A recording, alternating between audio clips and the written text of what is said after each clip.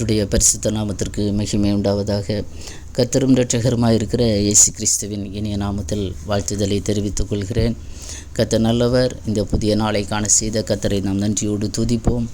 இந்த நாளிலேயும் கூட சற்று நேர சிந்தனைக்கு ஆதாரமாக ஒரு வசனத்தை வாசிக்க விரும்புகிறேன். யோசுவாவின் புஸ்தகம் 1வது அதிகாரம் 7, 8 ஆகிய வசனங்கள். என் தாசனாகிய மோசே உனக்கு கற்பித்த நியாயப்பிரமாணத்தின்படி எல்லாம் செய்ய கவனமாயிருக்க மாத்திரம் மிகவும் பலங்கொண்டு திடமனதாயிரு. நீ போகும் இடமெல்லாம் புத்திமானாய் நடந்து கொள்ளும்படிக்கு அதை விட்டு வலது இடது புறம் விலகாதிருப்பாயாக. இந்த நியாயப்பிரமாண புஸ்தகம் உன் வாயை விட்டு பிரியாதிருப்பதாக. இதில் எழுதியிருக்கிறவைகளின்படி எல்லாம் நீ செய்ய கவனமாய் இருக்கும்படி இரவும் பகலும் அதை தியானித்து கொண்டு இருப்பாயாக. அப்பொழுது நீ உன் வழியை வாக்கிய பண்ணுவாய், அப்பொழுது புத்திமானாய் நடந்து கொள்ளுவாய். இரவும் பகலும் அதை தியானித்து கொண்டு இருப்பாயாக, அப்பொழுது நீ உன் வழியை வாக்கிய பண்ணுவாய். ஆமென். மிக அருமையான 2 வசனங்கள். கர்த்தருடைய தாசனாகிய யோசுவாவினிடத்திலே சொன்னதான வார்த்தைகள். கர்த்தருடைய தாசனாகிய மோசே மரித்த பின்பு கர்த்தர் மோசேயின் ஸ்தானத்திலே யோசுவாவை தெரிந்து கொண்டு இஸ்ரவேல் ஜனங்களை கானானுக்கு நேராக வழி நடத்தக்கூடிய மிகப்பெரிய பொறுப்பை கர்த்தர் கொடுக்கிறார். காரணம் என்ன? மோசே ஊழியம் செய்த காலத்தில் மோசேயோடு கூட ஆசரிப்பு கூடாரத்தில் இந்த யோசுவா எல்லா காரியங்களிலேயும் மோசேக்கு உறுதுணையாக கர்த்தருடைய ஊழியத்திற்கு ஒரு பக்க பலமாக இருந்ததை கர்த்தர் அறிந்திருக்கிறார். நமக்கு ஒருவேளை ஒரு கொஸ்டின் வரலாம், ஏன் மோசேயின் குமாரர்கள் இருந்தார்களே, ஏன் அவர்கள் இந்த ஊழியம் செய்ய வரவில்லை என்று. மோசேக்கு குமாரர்கள் இருந்தார்கள், ஆனால் கர்த்தர் தெரிந்து கொண்டது இந்த யோசுவாவை. ஆமென். இதில் நாம் ஒன்றை புரிந்து கொள்ள முடியும். ஏதோ ஊழியக்காரங்க பிள்ளைகள் தலைமுறையாக ஊழியம் செய்ய வேண்டும் என்கிற கட்டாயம் இல்லை. ஆமென். ஹல்லேலூயா. யார் அந்த ஆசரிப்பு கூடாரத்தை விட்டு பிரியாமல் இருந்தாங்களோ அவங்கள கர்த்தர் தெரிந்து கொண்டார். யார் ஊழியத்தில் வாஞ்சியாக இருந்தாங்களோ, யார் ஊழியம் செய்ய வேண்டும் என்ற பொறுப்போடு தேவ பிள்ளைகளோடு இணைந்து பணியாற்றி கொண்டு இருக்கிறாங்களோ அவர்களை பரலோகம் உற்று நோக்கி கொண்டிருக்கிறது. அப்படி பரலோகத்தின் கண்களுக்கு பட்ட ஒரு மனிதன் தான் இந்த யோசுவா. கர்த்தரால் தெரிந்து கொள்ளப்பட்ட ஒரு மனுஷன். கர்த்தருடைய பார்வைக்கு அருமையான ஒரு தேவ மனிதன் தான் இந்த யோசுவா. அவனுடைய எல்லா காரியங்களையும் வாலிப பருவத்திலிருந்தே கர்த்தருக்காக அவன் செயல்பட்ட விதங்களை கர்த்தர் பார்த்து இந்த யோசுவாவிடத்தில் இந்த மிகப்பெரிய பொறுப்பை கர்த்தர் கொடுக்கிறார். கொடுத்து விட்டு கர்த்தர் சொல்லுகிறதான வார்த்தை தான் இது. நீ மோசேயை கற்பித்த நியாயப்பிரமாணம். மோசேயை கற்பித்த நியாயப்பிரமாணம் கர்த்தர் கொடுத்தது தான் மோசேக்கு. ஆமென். ஹல்லேலூயா. அந்த கர்த்தர் கொடுத்த அந்த வார்த்தை, அந்த நியாயப்பிரமாணம், இந்த வேத பிரமாணம் உன் வாயை விட்டு விலகாது இருப்பதாக. ஆமென். ஹல்லேலூயா. இந்த நியாயப்பிரமாணத்தின்படி எல்லாம் நீ செய்ய கவனமாயிரு. இதை விட்டு நீ மாறாத. இந்த பிரமாணத்தின்படி எல்லாம் நீ செய்ய வேண்டும். அதற்கு நீ மிகவும் பலங்கொண்டு திடமனதாயிரு. சில எச்சரிக்கைகளையும் கர்த்தர் சொல்லி அனுப்புகிறார். நீ போகும் இடமெல்லாம் புத்திமானாய் நடந்து கொள்ளும்படிக்கு அதை விட்டு வலது இடது புறம் விலகாதிருப்பாயாக. அப்போ நீ எங்கெல்லாம் போறியோ, நீ இப்போ தான் தொடங்குகிற கானானுக்கு நேராக ஜனங்களை நடத்த போகிற, நீ போகிற இடமெல்லாம் நீ புத்திமானாய் நடந்து கொள்ள வேண்டும் என்றால், நீ அறிவாளியாக இருக்க வேணும்னா இந்த வார்த்தைகளை நீ நன்றாக அறிந்திருக்கிறாய். அதை அப்படியே பத்திரப்படுத்திக்கொள், காத்துக்கொள். அதை விட்டு நீ வலதுபுறமோ இடதுபுறமோ நீ சாயக்கூடாது. அது மாத்திரமல்ல, இந்த நியாயப்பிரமாண புஸ்தகம் உன் வாயை விட்டு பிரியாதிருப்பதாக. இப்போ உன்னுடைய வாயில் வருகிறதான வார்த்தைகள் எல்லாமே கர்த்தருடைய வார்த்தைகளாக இருக்க வேண்டும். ஆமென். ஹல்லேலூயா. இன்னும் இதில் எழுதியிருக்கிறவைகளின் படியெல்லாம் நீ செய்ய கவனமாய் இருக்கும்படி. ஏதோ வசனம் அறிந்திருக்கிறோம் என்பதற்கு அல்ல, வசனத்தின்படி நாம் நடக்க பழக வேண்டும். ஆமென். ஹல்லேலூயா. நம்ம ப்ராக்டிக்கல் லைஃப்பில் வார்த்தைகளின்படி நாம் செய்ய கவனமாக இருக்க வேண்டும். அதான் 1வது சங்கீதத்தில் நம்ம பார்த்தோம்னா, இரவும் பகலும் அவருடைய வேதத்தில் தியானமாக இருக்கிற மனுஷன் பாக்கியவான். பிரமாண புஸ்தகம் உன் வாயை விட்டு பிரியக்கூடாது. இதில் எழுதியிருக்கிறபடியெல்லாம் நீ செய்ய கவனமாக இருக்கணும்னா இரவும் பகலும் நீ அதை என்ன செய்யணும்? தியானித்து கொண்டிருப்பாயாக. அப்பொழுது உன் வழியை வாய்க்க பண்ணுவாய். ஆமென். ஹல்லேலூயா.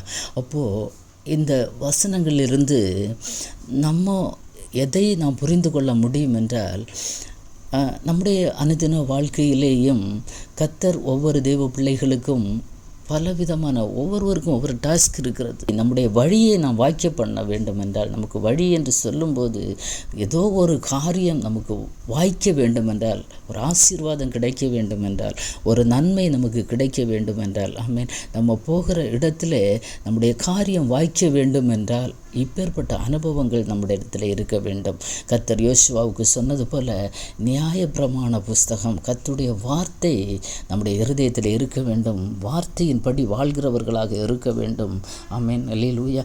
அது மட்டும் இல்லை, கர்த்தருடைய வார்த்தையை விட்டு வலதுபுறமோ இடதுபுறமோ சாயக்கூடாது. இன்றைக்கி கர்த்தருடைய வார்த்தையானது திரித்து கூறப்படுகிறது. அவர் தங்களுக்கு விரும்பினபடி, தங்களுக்கு ஏற்றபடியாக வார்த்தைகளை மாற்றி அமைத்து கொள்ளுகிறாங்க. ஒரு மிக மோசமான கடினமான ஒரு காலகட்டத்தில் நாம் வந்திருக்கிறோம். இந்த வார்த்தையை விட்டு நம்ம வலதுபுறமோ இடதுபுறமோ சாயக்கூடாது. இந்த வார்த்தையிலிருந்து ஒரு எழுத்தோ ஒரு உறுப்பையோ நம்ம மாற்றவோ நமக்கு அதிகாரம் இல்லை. ஆமென், அல்லேலூயா. ஆகவே நம்முடைய வழிகள் இன்றைக்கு வாய்க்காமல் இருக்கிறதற்கு சில காரணங்களை நம்ம யோசிப்போம்னா, இதே மாதிரி நாம் கர்த்தருடைய வார்த்தையை நாம் சுமக்கிறோமா?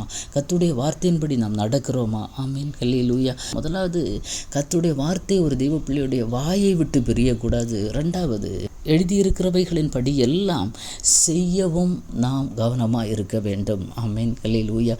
கர்த்தருடைய வார்த்தையை வாசித்து விட்டு ஏதோ பைபிள் வாசித்து முடிக்க வேண்டும் என்று சிலர் ரொம்ப அறக்க பறக்க வாசிக்கிறவங்க உண்டு. அது வாசித்து முடிக்கலாம். மற்றபடி வசனங்களை நாம் தியானித்து வாசிக்க வேண்டும். வாசித்து முடிக்கிறது ரொம்ப நல்லது. அது ஒரு பக்கம் இருந்தாலும் நம்ம இன்னும் ஒரு பக்கம் பைபிள் வசனங்களை நாம் தியானித்து படிக்க வேண்டும். ஒரு வசனம் தான் ஒரு நாள் வாசித்தா கூட அந்த வசனம் நாம் தியானித்து, அந்த வசனத்தில் என்ன இருக்கிறது, இதன்படி நான் இருக்கிறேனா, இதன்படி இன்றைக்கு நான் நடக்கிறேனா, அல்லேலூயா என்பதை நாம் நிதானிக்கிறவர்களாக இருக்க வேண்டும். ஆமென், அல்லேலூயா. தான் கர்த்தர் யோசுவாவிடத்தில் சொல்லுகிறார், இதில் எழுதியிருக்கிறபடியெல்லாம் நீ செய்ய கவனமாக இருக்கும்படி இரவும் பகலும் அதை தியானித்து கொண்டிருப்பாயாக. இப்போ ராத்திரி பகலாக வசனங்களை தியானிக்க வேண்டும். ஆமென். அதுதான் முதலாவது சங்கீதத்தில் நாம் வாசிக்கும்போது இரவும் பகலும் அவருடைய வேதத்தில் பிரியமாக இருக்கிற மனுஷன், தியானமாக இருக்கிற மனுஷன் பாக்கியவான் என்று சொல்லப்பட்டிருக்கிறது. அப்போது இங்கே யோசுவாவை கொண்டு சில காரியங்களை கர்த்தர் செய்ய வேண்டும் என்றால், இவனுடைய இருதயத்தை விட்டு வேதம் பிரியக்கூடாது. இவன் எப்போதும் கர்த்தருடைய வேதத்தில் தியானமாக இருக்கிற ஒரு மனுஷனாக இருக்க வேண்டும். அப்பொழுது நீ உன் வழியை வாய்க்க பண்ணுவாய். ஆமென். நீ யோர்தானை கடந்து போனாலும் யோர்தான் உனக்கு முன்பாக என்ன செய்து தரும்? வழி விலகி தரும். சங்கீதங்களின் புஸ்தகத்தில் நம்ம பார்த்தோம்னா 14வது சங்கீதம் 5வது வசனத்தில், கடலே நீ விலகி ஓடுகிறதற்கும் யோர்தானே நீ பின்னிட்டு திரும்புகிறதற்கும் உங்களுக்கு என்ன வந்தது, என்ன வந்தது? ஆமென், அல்லேலூயா. மிக அருமையான வார்த்தைகளை நாம் இங்கே பார்க்குறோம். அப்போது இங்கே யோசுவாவுக்கு ஒரு பெரிய டாஸ்க்கு ஃப்ரண்டில் இருக்கிறது. யோர்தானை கடந்து போக வேண்டும். அப்போ யோர்தானை கடந்து போக வேண்டும் என்றால் கர்த்தருடைய நியாய பிரமாணத்தின்படி இவன் செய்கிறவனாக இருக்க வேண்டும். அவனுடைய இருதயத்திலே கர்த்தருடைய பிரமாணம், வேத பிரமாணம் இருக்க வேண்டும். ஆமென், அல்லேலூயா. அதை அவன் கவனமாய் அந்த வார்த்தையின்படி நடக்கிறவனாக இருக்க வேண்டும். அது மாத்திரமல்ல, இவன் பலம் கொண்டு திட்டமனதாக இருக்க வேண்டும். கர்த்தருடைய வார்த்தை ஒரு மனிதனுக்குள்ளே வரும்போது எந்த சூழ்நிலையில் எப்பேற்பட்ட யோர்தான் முன்னாடி இருந்தாலும், எப்பேற்பட்ட செங்கடல் முன்னாடி இருந்தாலும், கர்த்தருடைய வார்த்தையை நம்பி பிரயாணப்படுகிற ஒரு மனிதனால் ஆமென் தைரியமாக இருக்க முடியும். ஏன் தெரியுமா? கர்த்தர் சொல்லுகிறார், நான் உன்னை முன்னாடி போவேன், உனக்கு முன்னாடி நான் போகிறவர். ஆமென், அல்லேலூயா. நீ என்னுடைய வேதத்தை தியானித்து இரவும் பகலும் என்னுடைய வார்த்தையிலேயே நீ தியானமாக இருந்தால், என்னுடைய வார்த்தையை விட்டு நீ வலது இடதுபுறம் சாயாதபடி வார்த்தையை உள்ளபடியே நம்பி விசுவாசித்து அதன்படி நீ செய்கிறவளாக இருப்பாய் என்றால், நான் உனக்கு முன்னே போவேன். நான் உனக்கு முன்னே போனால் உனக்கு முன்னே என்ன கோணலானவைகள் இருக்கிறதோ எல்லாவற்றையும் நான் செவ்வைப்படுத்துவேன். உனக்கு முன்னாக இருக்கிற எல்லா தடைகளையும் நான் உடைத்து மாற்றி நீ போக வேண்டிய இடத்திற்கு நேராக உன்னை கொண்டு போய் சேர்ப்பேன். நீ சென்று சேர வேண்டிய கானானுக்கு உன்னை கொண்டு சேர்ப்பேன். நீ உனக்கு கிடைக்க வேண்டிய ஆசீர்வாத நன்மைகள் இன்றைக்கு தடைப்பட்டு இருக்கிறதென்றால் நாம் ஒன்றை புரிந்து கொள்ள வேண்டும். ஆமென், அல்லேலூயா. கர்த்தர் நம்முடைய வழியை வாய்க்க பண்ண வேண்டும் என்றால் கர்த்தருடைய நியாய பிரமாணத்தின்படி நாம் வாழ்கிறோமா? ஆமென், அல்லேலூயா. இரவும் பகலும் அவருடைய வார்த்தையில் நாம் தியானமாக இருக்கிறோமா? ஆமேன். ஹல்லேலூயா. கர்த்தருடைய வார்த்தையை விட்டு இடதுபுறம் வலதுபுறம் நாம் சாயாமல் இருக்கிறோமா? ஆமேன். அது மாத்திரமல்ல, நம்முடைய வாயிலே கர்த்தருடைய வார்த்தை இருக்கிறதா, இல்லை கெட்ட வார்த்தைகள் இருக்கிறதா? தேவ பிள்ளைகளே, ஆவிக்குரியவர்கள் என்று பெயரை பெற்றுக்கொண்டு அசுத்தமான வார்த்தைகள், கெட்ட வார்த்தைகள், கர்த்தருக்கு பிரியமில்லாத வார்த்தைகளை பேசி, வீட்டிலையும் வெளியிலேயும் கெட்ட வார்த்தைகளை பேசி, சபையிலே போய் அந்நிய பாஷையை பேசணும் என்றால் எந்த பிரயோஜனமும் இல்லை, எந்த பிரயோஜனமும் இல்லை. இன்றைக்கு சில குடும்பங்களில், சில நபர்களுடைய வாழ்க்கையில் இதுதான். ஹல்லேலூயா. வாழ்க்கையில் சில வழிகளை கர்த்தர் வாய்க்க பண்ணாமல் அடைத்து வைத்திருக்கிறார். ஆமென். ஹல்லேலூயா. யோர்தான் முன்னாடி இருக்கிறது, யோர்தானுக்கு இக்கரையில் நிற்கிறாங்க, கடந்து போக முடியாது. கடந்து போனால் தான் கானானுக்குள்ளே பிரவேசிக்க முடியும். ஏன்னா நியாயப்பிரமாண புஸ்தகம் வாயில் இல்லை, வாயில் கர்த்தருடைய வார்த்தை இல்லை. ஆமென். ஹல்லேலூயா. கர்த்தருடைய வார்த்தையை தியானிக்கிறதற்கு சமயம் இல்லை, நேரம் இல்லை. ஆமென். அதை கை கொள்ள மனம் இல்லை. ஹல்லேலூயா. இப்பேற்பட்ட அனுபவம் நம்முடைய வாழ்க்கையில் இருக்குமானால் நாம் மனம் திரும்பி, ஆமென், நம்முடைய வாயிலிருந்து கர்த்தருடைய வார்த்தை புறப்பட வேண்டும், கர்த்தருடைய வேதம் புறப்பட வேண்டும், கிருபையுள்ள வார்த்தைகள் புறப்பட வேண்டும். ஆமென். ஹல்லேலூயா. ஆமென். அந்த பரம கானானுக்கு நேராக பிரயாணப்பட்டு கொண்டிருக்கிற ஒவ்வொரு தெய்வ பிள்ளைகளும் கர்த்தருடைய நியாய பிரமாணத்தின்படி வாழ்கிறவர்களாக இருக்க வேண்டும். ஆமென். ஹல்லேலூயா. எந்த இடத்துல வழி அடைக்கப்பட்டு இருக்கிறதோ, ஆசீர்வாதங்கள் எந்த இடத்துல தடைப்பட்டு இருக்கிறதோ, நாம் நிதானிக்க வேண்டியது, கர்த்தருடைய வேதம் என்னுடைய நாவில் இருக்கிறதா? ஹல்லேலூயா. என்னுடைய உதடுகளில் கர்த்தருடைய வார்த்தைகள் பிரியாமல் இருக்கிறதா?